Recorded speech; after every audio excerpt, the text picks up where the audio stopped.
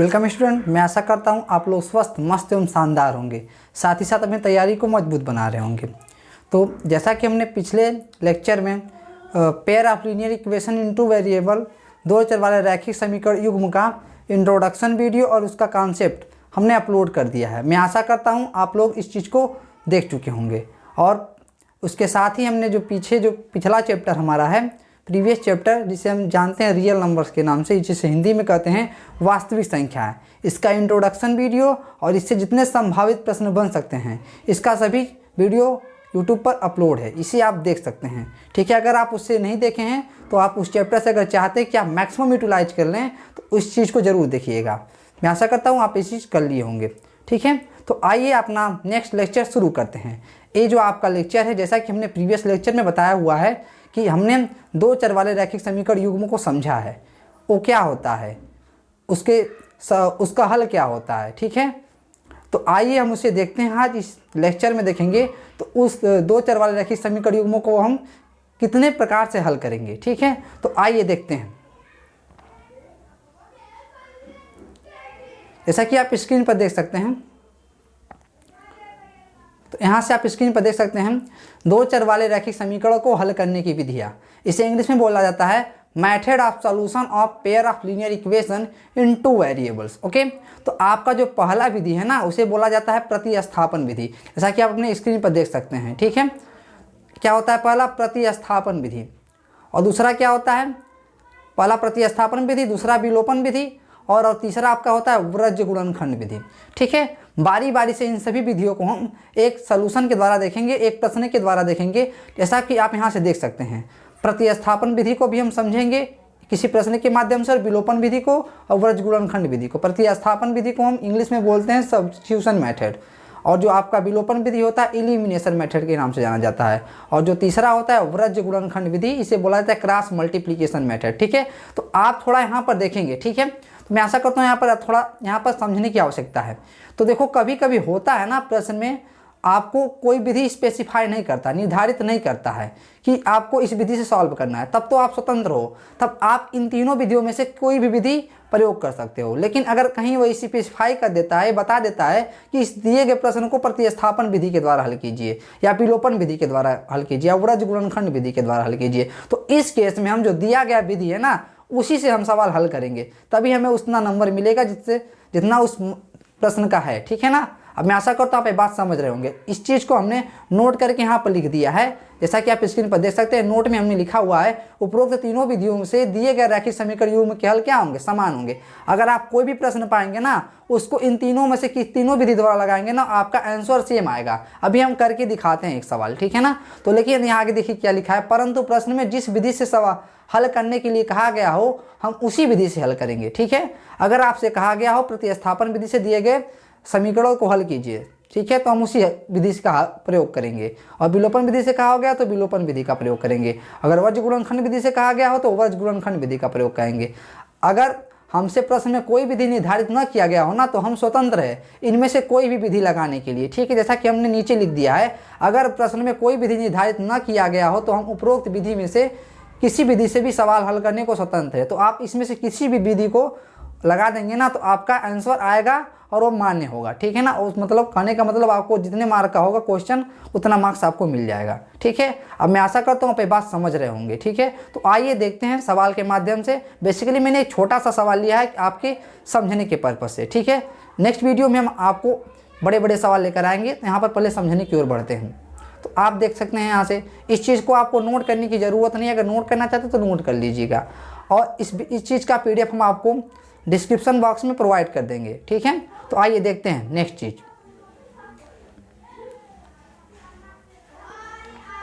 आप देख सकते हैं अपने स्क्रीन पर, जैसा कि देखिए प्रतिस्थापन विधि को समझना चाहते हैं हम, तो हम क्या करेंगे? तो हम कुछ और नहीं करेंगे, हम एक सवाल लेंगे, उसी की सहायता से आपको समझाएंगे, जैसा कि आप अपने स्क्रीन पर देख सकते हैं। ठीक है, तो जरा ध्यान दीजिएगा यहाँ पर। तो यहाँ पर आपसे कहा है, जैसा कि स्क्रीन पर देख सकते हैं, दिए गए रैखिक समीकरण युग्म को x + y = 7 और x - y = 3 को प्रतिस्थापन विधि से हल कीजिए। तो पहले आप पहचानेंगे क्या रैखिक समीकरण है। तो देखेंगे हम क्या दो चर वाला रैखिक समीकरण है। ये तो यहाँ पर ध्यान से देख सकते हैं हम इस चीज़ को, यहाँ से इस चीज़ को हम देख सकते हैं ना, ये दो चर वाला रैखिक समीकरण है कि नहीं, पहले इसको हम ध्यान से देखते हैं। तो देखो यहाँ से, तो यहाँ से आप देख सकते हैं हमने बताया था दो चर उसमें होने चाहिए और दो चर की अधिकतम जो घातें होंगी ना वो 1 होनी चाहिए, ठीक है, और वो किसी वैल्यू के बराबर हो जाएगा तो समीकरण बन जाएगा। जैसा कि आप स्क्रीन पर देख लो, x + y = 7 है एक, और x - y = 3 है, ठीक है, x - y = 3 है, जैसा कि आप स्क्रीन पर देख सकते हैं इस चीज़ को, ठीक है। तो यहाँ से हम क्या करेंगे, देखो आप x की घात 1 दिख रही है, y की भी घात 1 दिख रही है, और ये चीज़ किसी वैल्यू के बराबर भी है, तो हम क्या करेंगे, यहाँ से अगर x माइनस लिख देंगे ना तो भी इक्वेशन फॉर्म हो जाएगा a, ठीक है। तो हम करेंगे क्या, इसको हल करने के लिए आप देखते हैं कैसे करेंगे, प्रतिस्थापन विधि के द्वारा। तो हम क्या लिखेंगे, जैसे दिए गए समीकरण युग्म, जैसे कि हम यहाँ पर लिखें स्क्रीन पर, युग्म को लिखेंगे x + y = 7, समीकरण 1 मान लेंगे, इसको समीकरण 1 मान लिया जाएगा, x - y = 3, इसे समीकरण नंबर 2 मान लेंगे।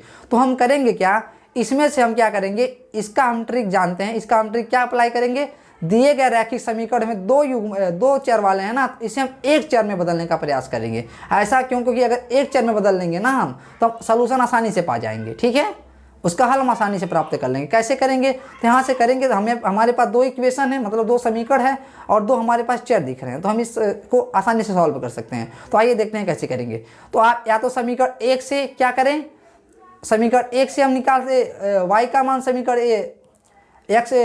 2 में रख दें y का मान, या समीकरण 1 से x का मान और y के पदों में निकाल कर समीकरण 2 में रख दें, ऐसा भी कर सकते हैं।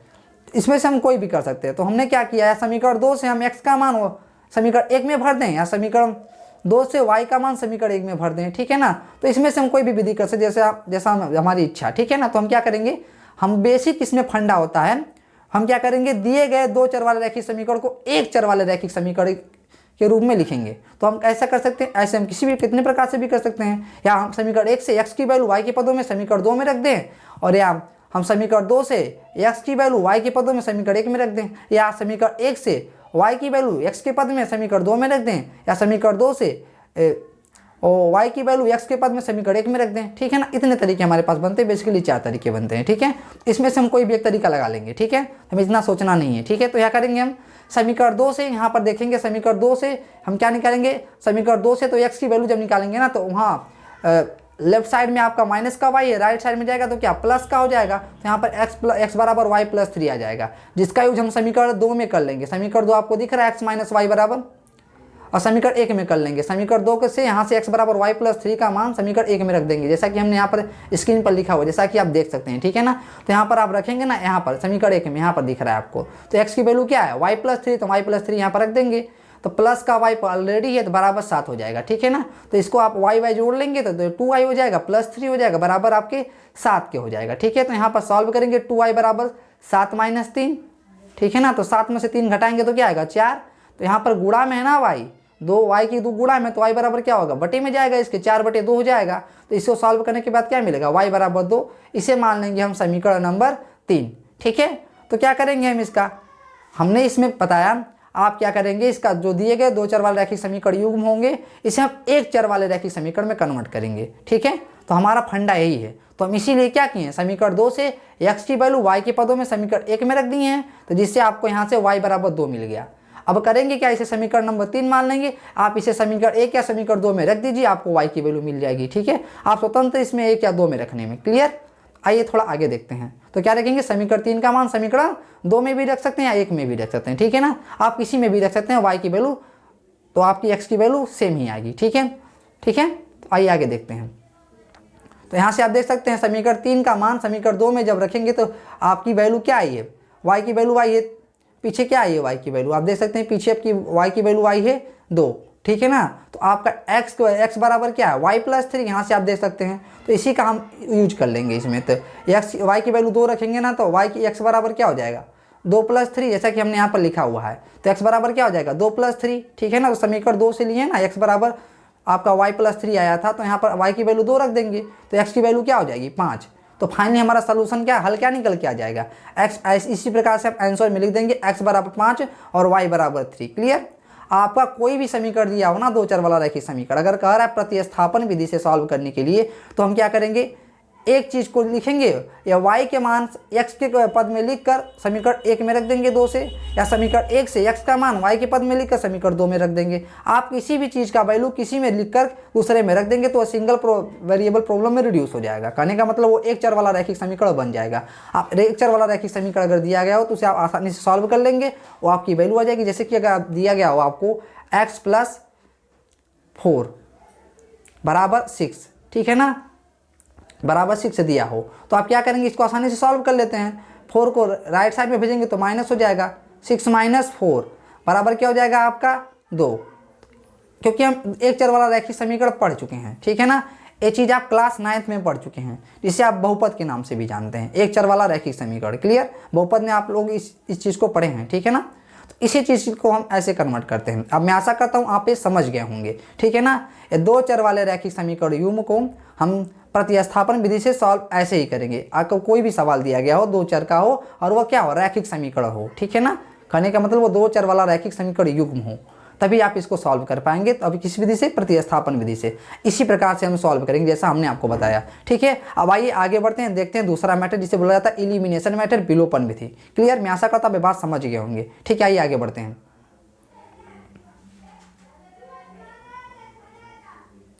तो यहाँ पर आप देख सकते हैं अपने स्क्रीन पर विलोपन विधि। अब विलोपन विधि में होता क्या है, विलोपन विधि में हम करेंगे क्या। अब देखो, विलोपन विधि में अगर आपको दो चर वाले रैखिक समीकरण युग्म दिए गए हो ना, तो आप क्या करेंगे, आप समीकरण 1 उसे मान लेंगे, समीकरण 1 और 2 पहले उस दिए गए रैखिक समीकरण युग्म को, ठीक है। तो आप क्या करेंगे, उसको ऐसा या जोड़े या घटाएंगे ना कि एक चीज घट जाए। मतलब या तो अगर दो वेरिएबल दिया x और y में दिया गया हो, या तो x कट जाए या y कट जाए, मतलब वो सिंगल वेरिएबल में रिड्यूस हो जाए। कहने का मतलब हम पूरे के पूरे जब हम सॉल्व करेंगे ना दो चर वाले रैखिक समीकरण युग्म, हमारा पूरा ही फंडा होगा, उसे हम क्या करेंगे, दो चर वाले रैखिक समीकरण युग्म को एक चर वाले रैखिक समीकरण में लिखेंगे, ठीक है ना।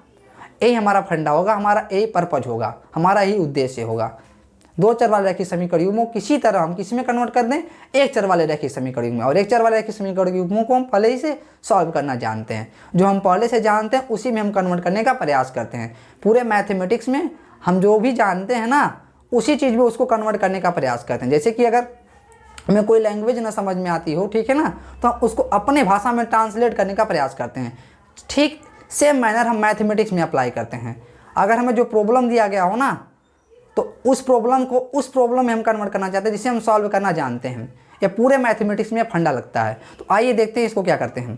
आपको जो दिया गया है दो चर वाले रैखिक समीकरण, तो आप इसमें ऐसा गुणा या भाग करते हैं ना कि उसको जोड़ने या घटाने पर दोनों समीकरणों को एक प्रॉब्लम एक का आपका वेरिएबल खत्म हो जाए। कहने का मतलब या तो x खत्म हो जाए या तो y खत्म हो जाए। हम इसी यही काम करते हैं। अब मैं आशा करता हूँ आप ये बात समझ रहे होंगे। अब आइए प्रश्न के माध्यम से समझते हैं इसको। जैसा कि आप स्क्रीन पर देख सकते हैं, इसमें दिए गए रैखिक समीकरण युग्म x + y = 7, x - y = 3 को विलोपन विधि से हल कीजिए। यहाँ पर आप सोच रहे होंगे कि हमने इतना आसान सवाल क्यों लिया है। तो यहाँ से हम आपको सिर्फ समझाने का प्रयास करते हैं, ठीक है ना। अगर आप इस चीज़ को समझ जाएंगे तो आप अभी बड़े बड़े सवाल लिए जाएंगे, आप उसको आसानी से हल कर पाएंगे, ठीक है। तो हमारा मकसद इसी सवाल को लेने का यही है कि आप अच्छे से समझ पाएँ, ठीक है। आप यहाँ से देखेंगे ना, पीछे हम निकाले थे x की वैल्यू क्या आई थी, x की वैल्यू आपकी आई थी 5 और y की वैल्यू आई थी 2, ठीक है ना। अभी इससे सवाल से सॉल्व करेंगे ना, सेम वैल्यू आपका आएगा, ठीक है ना। समझ में आया। तो आप क्या कर सकते हैं, यहाँ से आप निष्कर्ष यही निकाल सकते हैं, आप दिए गए किसी भी दो चर वाले रैखिक समीकरण युग्म है ना, आप किसी विधि से सॉल्व करोगे तो आपका आंसर सेम ही आएगा। क्लियर। अब आइए देखते हैं इस चीज़ को। तो यहाँ पर आपको क्या करेंगे, दिए गए रैखिक समीकरण जैसा कि हम स्क्रीन पर लिखे हुए हैं, इसके सलूशन में देखिए गए रैखिक समीकरण युग्म को x + y = 7, इसे समीकरण नंबर 1 मान लेंगे। और क्या करेंगे, x - y = 3, इसे समीकरण नंबर 2 मानेंगे। अब यहाँ से हम देखो क्या कर सकते हैं। अगर ये चीज़ जोड़ने पर एक वेरिएबल रिड्यूस नहीं होता, एक वेरिएबल कटता नहीं ना, तो हम इसमें कुछ गुणा करते हैं। दोनों में कर सकते हैं, एक में करेंगे या दोनों में करेंगे। एक में करेंगे तो दोनों पक्षों में करना पड़ेगा, दो में करेंगे दोनों पक्षों में करना पड़ेगा। कहने का मतलब यही है, अगर दोनों समीकरण में करेंगे किसी चीज़ से गुणा तो दोनों पक्षों में करेंगे, एक पक्ष में नहीं करेंगे, ठीक है ना। ऐसा इसीलिए क्या कि दोनों पक्ष बराबर रहे। क्लियर, समझ में आए बात। तो यहाँ पर क्या करेंगे हम, देखिए जरा यहाँ पर ध्यान दीजिएगा, समीकरण 1 और समीकरण 2 को अगर हम जोड़ेंगे ना, तो यहाँ से आपका क्या हो रहा है, y प्लस का y माइनस का y खत्म हो जा रहा है। कहने का मतलब है प्लस y माइनस y बराबर क्या होता है, 0 के बराबर होता है। और किसी भी संख्या को हम जानते हैं अगर 0 में जोड़ते हैं तो खुद वो संख्या आ जाता है, ठीक है। इसे हम क्या बोलते हैं, एडिटिव आइडेंटिटी। जीरो को किस नाम से जानते हैं, एडिटिव आइडेंटिटी, जिसे हम बोलते हैं हिंदी में योग का तत्समक, ठीक है ना।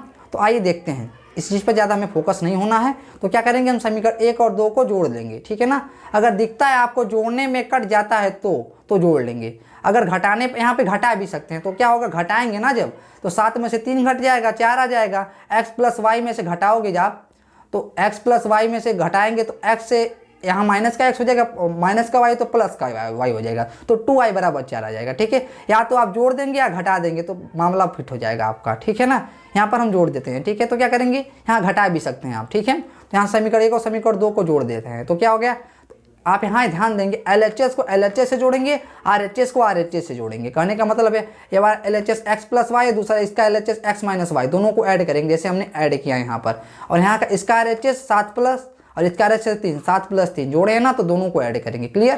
तो यहाँ पर आपका क्या होगा, y जो दिख रहा है ना, ये y प्लस का y माइनस का y प्लस के y से कैंसिल आउट हो जाएगा, ठीक है ना। कहने का मतलब y और माइनस y क्या होगा, आपका हो जाएगा 0, ठीक है ना। तो यहाँ x क्या हो जाएगा 2x, और यहाँ पर ध्यान देंगे जो आपका 2x बराबर 10 है, तो यहाँ पर 2 का गुणा है ना x के साथ, तो यहाँ पर क्या होगा, भाग में हो जाएगा, तो x बराबर 10/2, तो x बराबर 5 आ जाएगा, ठीक है। अब x बराबर 5 आ गया तो क्या करेंगे, समीकरण 1 या 2 किसी में रख देंगे, y की वैल्यू आपको मिल ही जाएगी। तो हम क्या करेंगे, यहाँ से x का मान समीकरण 1 में रख देंगे, तो यहाँ पर क्या होगा 5 + y बराबर 7 हो जाएगा, और y बराबर आपका 2 आ जाएगा। तो हमारा फाइनल आंसर क्या निकल के आया, जो हमारा फाइनल आंसर निकल के आया आपका, जो x बराबर क्या निकल कर आया 5, और y बराबर क्या आया 2, y बराबर क्या आया 2। ये चीज़ पीछे भी आ रहा था, देखें, समझ में आया सवाल।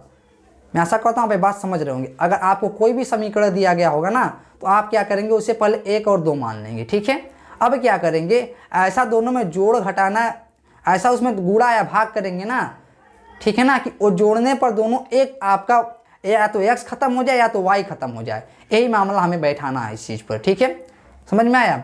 अब ऐसा सवाल को हम आगे देखेंगे, ठीक है ना। तो आइए देखते हैं तीसरे नंबर का जो विधि आपका है, जिसे हम बोलते हैं व्रज गुणनखंड विधि, ठीक है ना, विलोपन विधि। अभी इस चीज़ को हम आपको बताएंगे, अच्छे से याद करना, ठीक है ना। उसमें आपको सूत्र याद होनी चाहिए, ठीक है ना, वो आसानी से सवाल सॉल्व हो जाएगा, ठीक है। उसी पर आपका जो हम पहले लेक्चर में बताए हैं केस जो स्टडी हुआ है, उसका केस 1, केस 2, केस 3 बना है ना, वहीं से निकला है, ठीक है ना।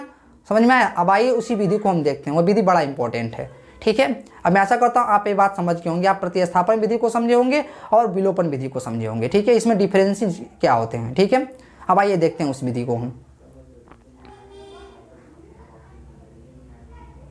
अब पांचवा विधि आप थोड़ा इसमें आपको थोड़ा ध्यान देना पड़ेगा, ठीक है ना। जैसा कि यहाँ पर ध्यान दो, तो यहाँ पर क्या है, व्रज गुणनखंड विधि।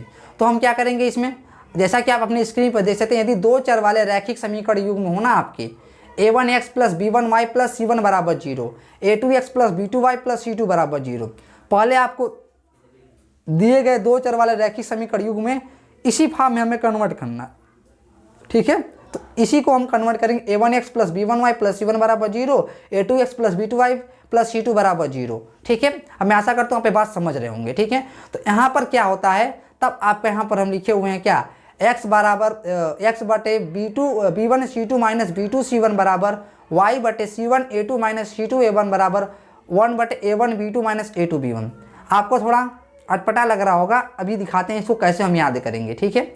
इस चीज़ का हमने एक शॉर्ट वीडियो बनाया हुआ है, इस चीज़ को आप देख लेंगे, ठीक है। अब यहाँ भी बता देते हैं हम इस चीज़ को।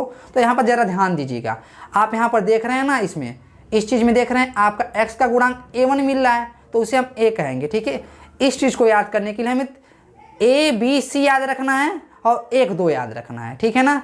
इस चीज़ को याद करने के लिए हमें क्या याद रखना है, a के बाद b आएगा और b के बाद c आएगा और c के बाद पुनः a आएगा, हमें d तक नहीं जाना, a के बाद b, b के बाद c, c के बाद a, ठीक है ना। समझ में आया, a के बाद b, b के बाद c, c के बाद a के बाद b, b के बाद c, c के बाद a, क्लियर। समझ में आया। और क्या करना है, 1 के बाद 2 और 2 के बाद 1, 1 के बाद 2 और 2 के बाद 1। आइए देखते हैं इसको सॉल्व करने के लिए। यहाँ पर देख सकते हैं x का जो गुणांक है ना a दिख रहा है, ठीक है ना। तो पहले हम x लिख लेंगे इस चीज़ को ऊपर, ठीक है, बटे क्या लिखेंगे, बटे क्या लिख देंगे। अब जरा ध्यान दीजिएगा, यहाँ पर x आया ना, x का गुणांक क्या दिख रहा है a के बाद क्या आएगा b c, b आएगा और c आएगा, हम दो साथ लेंगे, क्या लेंगे, 2 साथ लेंगे, b और c आ रहा है तो लिखेंगे b c, 2 बार लिख देंगे, घटा देंगे इसको एक बार, बी सी लिख देंगे, ठीक है ना। अब क्या करेंगे हम, इसी चीज़ को क्या करेंगे, बी और सी लिख देंगे, ठीक है। तो यहाँ पर क्या होगा, अब बी के बाद सी आ गया, यहाँ माइनस बी सी कर दिए। अब क्या आता है, एक आता है फिर दो आता है, एक आएगा दो आएगा। अब पुनः इसी का हम उल्टा कर देंगे, ठीक है ना, दो लिख देंगे यहाँ पर और एक लिख देंगे। क्लियर। अब मैं ऐसा करता हूँ, बात समझ गए होंगे। अब देखिए y का क्या होगा, अब इसके बराबर क्या होगा आपका y, ठीक है ना। y को लिखे हम यहाँ पर, y आ गया। तो अब यहाँ ध्यान दीजिएगा, y आ गया ना इसके बराबर, ठीक है। तो y क्या होगा, जैसा कि हमने देखो यहाँ पर लिखा हुआ है x के बटे b1c2 माइनस b2c1, समझ में आया। बराबर क्या लिखेंगे, अब यहाँ पर y का गुणांक क्या आ रहा है, यहाँ पर y का गुणांक b आ रहा है, b1 b2 आप भूल जाइए कुछ देर के लिए, क्या आ रहा है, b आ रहा है। तो b के बाद क्या आएगा, ध्यान देना, दो चीज़ लिखेंगे, b के बाद क्या आएगा c और a, b के बाद क्या आएगा c और a, हमने क्या बताया, a के बाद b के बाद c के बाद a आएगा, ठीक है। पुनः a के बाद b और b के बाद c आएगा। क्लियर। तो यहाँ से आप क्या दे सकते हैं, यहाँ पर लिख देते हैं हम इस चीज़ को, a के बाद b आएगा, b के बाद c आएगा और c के बाद पुनः a आएगा। क्लियर। यहाँ समझ में आया। यहाँ इस चीज़ को आपको यहाँ पर नहीं लिखना है, इस चीज़ को आप गोलम बना देते हैं इसको, ठीक है ना, ठीक है। अब यहाँ पर y आया है ना आपका, y आया है तो y के बटे क्या लिखेंगे, y के बटे हम लिख देंगे, यहाँ पर y का गुणांक क्या आ रहा है b, तो b के बाद क्या आएगा c और a, तो यहाँ पर दो बार c a लिखेंगे, जैसे यहाँ पर हमने लिखा है c a minus c a। अब देखो एक, अब एक के बाद क्या, एक आएगा और दो आएगा, तो यहाँ पर लिख देंगे एक, ये आपका एक हो जाएगा, यहाँ पर क्या हो जाएगा दो, यहाँ पर क्या हो जाएगा दो और एक। समझ में आया। मैं ऐसा करता हूँ, बात समझ रहे होंगे। क्लियर। अब थोड़ा इसको मिटाते हैं, इसी के बराबर क्या आता है, और इसी के बराबर आपका आता है, इसको थोड़ा इरेज करें ना, इसी के बराबर में आएगा, तो आप ताकि आप इसको समझ पाएँ आसानी से। अब इसी के बराबर क्या आता है आपका, इस चीज़ को हम इरेज करते हैं, आपके समझने के लिए इस चीज़ को लिखे थे। अब इसी के बराबर क्या आता है आपका, इसी के बराबर आपका क्या आता है, अब जरा ध्यान से देखिए सी का गुणांक, यहाँ पर सी का गुणांक क्या है, कोई वेरिएबल दिख नहीं रहा हमको, कोई चर नहीं दिख रहा, तो कहने का मतलब वहाँ गुणांक क्या होगा, एक होगा। समझ में आया। यहाँ पर इसी c1 c2 का गुणांक क्या होगा, एक होगा, तो बराबर क्या होगा, एक के बटे क्या हो जाएगा। अब यहाँ देखिए यहाँ सी आ रहा है ना, तो सी के बाद क्या आएगा, ए और बी आएगा, ठीक है ना। तो यहाँ पर लिखेंगे A B minus A B, जैसा कि हम पीछे करते आए हैं अभी इस चीज़ को, ठीक है। तो यहाँ पर देखो ए बी आ गया, अब एक आएगा फिर दो आएगा, a1 हो जाएगा, b2 हो जाएगा, a2 हो जाएगा और ये b1 हो जाएगा आपका, ठीक है। अब मैं आशा करता हूँ आप ये बात समझ रहे होंगे, ठीक है। तो इस चीज़ को हम इसी प्रकार से याद करेंगे, ठीक है। जैसा कि आप यहाँ देख लीजिए, हमने ये चीज़ लिखा हुआ है, ठीक है ना। x के बटे b1c2 माइनस b2c1 बराबर क्या होगा, y के बटे c1a2 माइनस c2a1 बराबर क्या होगा, 1 के बटे a1 b2 minus a2 b1। Clear. समझ में आया। अब मैं ऐसा करता हूँ ये बात समझ रहे होंगे। क्लियर। अब एक बात अगर समझ में नहीं आया तो आप थोड़ा वीडियो को पॉज करके पीछे जाएंगे और पुनः इसको देखेंगे, ठीक है ना। समझ में आया। इस चीज़ को आप थोड़ा सा देखने के बाद आपको ये चीज़ आपके माइंड में छप जाएगा, ठीक है, अगर आप ध्यान से देखेंगे, ठीक है। तो आइए आगे देखते हैं। अगर ये चीज़ इसके बराबर है और ये चीज़ इसके बराबर, ये चीज़ इसके बराबर है, ठीक है ना, तो हम क्या इस चीज़ को बराबर नहीं लिख सकते हैं, एकदम लिख सकते हैं। कहने का मतलब है अगर दो बराबर है आपके 1 + 1 के और ये बराबर है क्या 3 - 1 के, तो कहने का मतलब 2 बराबर 3 - 1 भी हो जाएगा और 2 बराबर 1 + 1 भी हो जाएगा। जरा यहाँ पर गौर कीजिएगा, अगर 2 बराबर आपके 1 + 1 के है और ये बराबर क्या होगा, थोड़ा यहाँ पर इरेज करें ताकि आप समझ पाएँ।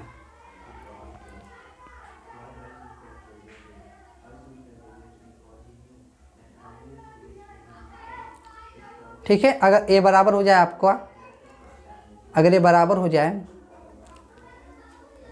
3 थोड़ा नीचे लिखते हैं, अगर ये बराबर हो जाए क्या 3 - 1 के, तो कहने का मतलब है 2 को हम 3 - 1 के बराबर लिख सकते हैं और 1 + 1 को भी क्या लिख सकते हैं 3 - 1 के बराबर लिख सकते हैं, ठीक है ना। समझ में आया। तो इसी चीज़ का उपयोग हम यहाँ पर किए हैं, जरा यहाँ ध्यान दीजिएगा। इस चीज़ को हम इसीलिए समझाएं ताकि आप समझ पाएँ। अगर a बराबर b हो, b बराबर c हो, तो कहने का मतलब a बराबर c लिख सकते हैं, जैसा कि हमने इस चीज़ को यहाँ लिखा है, ठीक है। और क्या लिख सकते हैं, b बराबर भी c लिख सकते हैं, जैसा कि हमने यहाँ पर लिखा है। क्लियर, समझ में आ रहा है। तो यहाँ पर इसी चीज़ को हम समझाने के लिए आपको यहाँ पर लिखे हुए हैं, ठीक है। फिर इस चीज़ को थोड़ा इरेज करते हैं।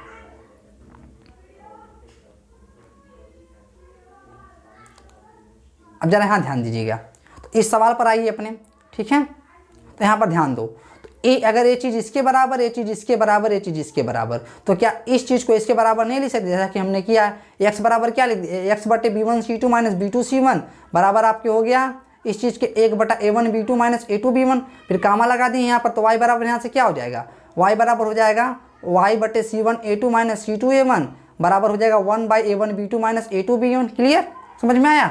अब मैं आशा करता हूँ बात समझ रहे होंगे, ठीक है। तो यहाँ पर क्या करेंगे हम, देखो यहाँ पर इसके भाग में है ना, ऊपर जाएगा तो क्या हो जाएगा, गुणा में हो जाएगा, इसके ऊपर चला जाएगा ये चीज़, ठीक है ना। इसका बेसिकली तरीका गुणा हो जाएगा, क्योंकि हमें x की वैल्यू चाहिए ना, इसीलिए हम इधर लिखेंगे इसको, ठीक है। तो यहाँ से इसको सॉल्व करेंगे तो क्या होगा, x बराबर आ जाएगा b1c2 माइनस b2c1 बटे a1b2 minus a2b1। Clear, y की वैल्यू क्या हो जाएगी, c1a2 माइनस c2a1 बटे a1b2 माइनस a2b1, ठीक है। इस चीज़ को हम इसी प्रकार से याद करेंगे, समझ में आया? अब मैं आशा करता हूँ यहाँ पर आप देख सकते हैं ना, जो a1b2 माइनस a2b1 आ रहा है ना, a1b2 माइनस a2b1, आपको ये दोनों चीज़ों में क्या मिल रहा है, सेम मिल रहा है।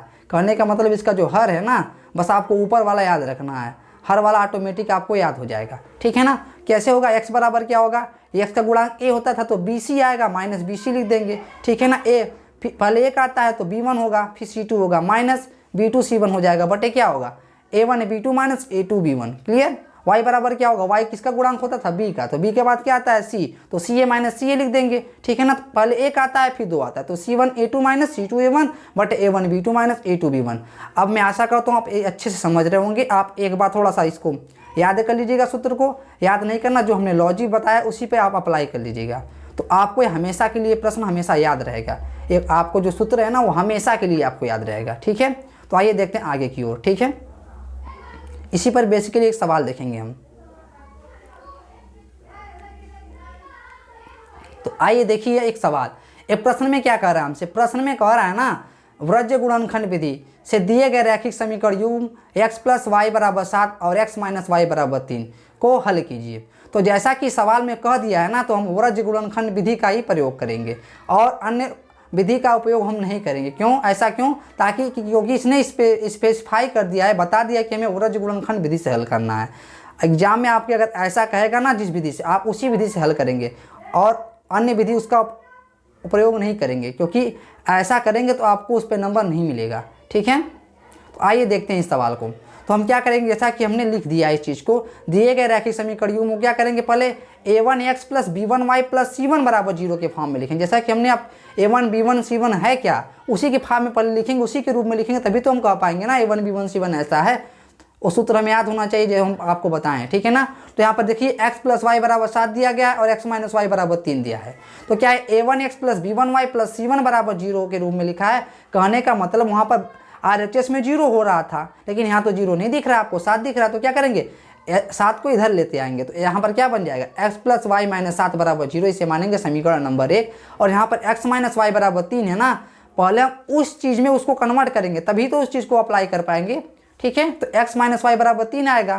तो दिस इम्प्लाइड डेट, ये जो सिंबल दिख रहा है ना आपको, इसे कहते हैं दिस इम्प्लाइड डेट। इसका मतलब होता है इसका तात्पर्य है।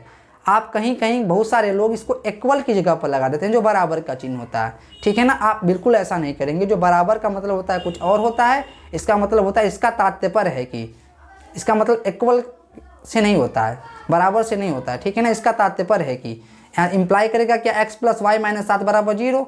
यहाँ पर क्या हो जाएगा, इसको LHS में लाएंगे RHS को, क्योंकि हमें क्या रखना है, RHS में दोनों समीकरण के 0 रखना है, ठीक है। क्योंकि a1x plus b1y plus c1 बराबर 0 के फॉर्म में होना चाहिए, a2x plus b2y plus c2 के बराबर 0 के रूप में होना चाहिए। तो इस चीज़ को हम ऐसे लिख लेंगे, समीकरण 2 को भी ऐसे लिख देंगे। तो अब हम करेंगे क्या, तो हम कुछ और नहीं करेंगे, थोड़ा इस चीज़ को इरेज करते हैं ताकि आप समझ पाएँ यहाँ से, ठीक है। तो हम क्या करेंगे, समीकरण 1 तथा समीकरण 2 का समीकरण a1x plus b1y plus c1 बराबर 0 तथा समीकरण a2x plus b2y plus c2 बराबर 0 से तुलना करेंगे, जैसा कि हमने यहाँ पर लिखा हुआ है। जब तुलना करेंगे ना आप, पहला समीकरण क्या है, समीकरण 1 का किससे तुलना किए, a1x plus b1y plus c1 बराबर 0 से, ठीक है ना। तो यहाँ x का गुणांक क्या है, a1, यहाँ x का गुणांक क्या है, आप देख सकते हैं समीकरण 1 में x का गुणांक क्या मिल रहा है आपको, 1 मिल रहा है। यहाँ पर समीकरण 1 में x का गुणांक क्या मिला, 1, तो a1 बराबर क्या हो गया, 1, समझ में आया। और यहाँ पर y का गुणांक क्या है, यहाँ पर y का गुणांक क्या है, b1, यहाँ y का गुणांक क्या है, 1, यहाँ पर 1 छिपा हुआ है ना बेसिकली y के गुणांक में, ठीक है ना। तो यहाँ पर क्या हो जाएगा, b1 बराबर 1 हो जाएगा। और यहाँ पर c1 की वैल्यू क्या हो रहा है, यहाँ प्लस का c1 है ना, यहाँ माइनस का 7 है तो माइनस को 7 को प्लस इंटू माइनस का 7 लिख सकते हैं, तो यहाँ से C1 बराबर क्या आ गया, माइनस का 7। सिमिलर वे यहाँ भी हम कंपेयर करेंगे a2x plus b2y plus c2 का बराबर 0 का तुलना समीकरण नंबर 2 से कर लेंगे। तो यहाँ x का गुणांक क्या है 1, तो a2 की वैल्यू क्या हो जाएगी 1, और b2 की वैल्यू क्या है, यहाँ प्लस का है ना, तो प्लस इंटू -1 इंटू वाई लिख सकते हैं। तो यहाँ से b2 की वैल्यू क्या आपको मिल जाएगी -1, और यहाँ पर c2 की वैल्यू क्या है -3। तो यहाँ से कंपेयर करेंगे प्लस का c2 है ना, तो c2 बराबर क्या हो जाएगा -3। मैं आशा करता हूँ बात समझ रहे होंगे, ठीक है। तो होगा क्या, आप जो व्रज गुणनखंड विधि लिखे हैं ना, जो सूत्र अपना है उसी चीज़ को हम अप्लाई कर देंगे। क्लियर, समझ में आ रहा है। तो यहाँ पर क्या करेंगे, अभी हम सूत्र को बताए हैं, वो क्या होता है सूत्र व्रज गुणनखंड विधि। तो क्या होता है, ए को छोड़ते हैं बी आता है, तो BC माइनस BC लिख देंगे, बटे नीचे क्या होगा A1 B2 minus A2 B1 हो ही जाएगा, तो BC माइनस BC लिख देंगे। पहले एक आता है तो यहाँ पर B1 C2 हो जाएगा, फिर B2 C1 हो जाएगा, बटे A1 B2 minus A2 B1। Clear, तथा y बराबर क्या होगा, y किसका गुणांक होता था b का, ठीक है ना। तो b के बाद क्या आता है c, तो ca माइनस c लिख देंगे, पहले एक आता है फिर 2 आता है, तो C1 A2, अब इसको उल्टा कर देंगे C2 A1 कर देंगे। क्लियर, बटे क्या वही होने वाला A1 B2 minus A2 B1। Clear, समझ में आया प्रश्न। ये आपको फार्मूला याद रखना है अगर आपको व्रज गुणनखंड विधि से सवाल सॉल्व करने के लिए कहता है, ठीक है, समझ में आया। तो आइए देखिए, यहाँ पर जब इसका गुणनखंड करेंगे ना आप, A1 B2 minus A2 B1 not equal to 0 होना चाहिए, तभी केस में सोल्यूशन देगा ये, ठीक है ना। ठीक है, यहाँ पर A1 B2 इस चीज़ को लिखना हम थोड़ा भूल गए हैं, तो यहाँ पर इस चीज़ को लिखते हैं, थोड़ा आप ध्यान देंगे। क्या A1 B2 minus A2 B1, जैसा कि हमने लेक्चर 1 में बताया हुआ है चीज़, ये नॉट इक्वल टू 0 के होना चाहिए। जब इसको सॉल्व करोगे ना आप, तो A1 by A2 not equal to B1 by B2 होना चाहिए। इसे जब सॉल्व करेंगे आप, तो ये क्या हो जाएगा, इसको इधर ले जाएंगे तो ये क्या होगा, A1 B2 बराबर नॉट इक्वल टू हो जाएगा A2 B1 के, ठीक है ना। अब इसी को सॉल्व कर देंगे आप, ये जैसा कि हमने लेक्चर 1 में बताया है, A1 by A2 does not equal to क्या, B1 बाई B2, ये चीज़ होना चाहिए, तभी आपका क्या देगा, यूनिक सोल्यूशन, अद्वितीय हल देगा। ये चीज़ आया हुआ है, आप यहाँ से देख सकते हैं, ठीक है ना। बेसिकली जो तीनों आए हैं ना, यहीं से आए हैं, ठीक है, आप यहाँ से देख सकते हैं इस चीज़ को। थोड़ा इरेज करते हैं क्योंकि हमें प्रश्न समझाना है।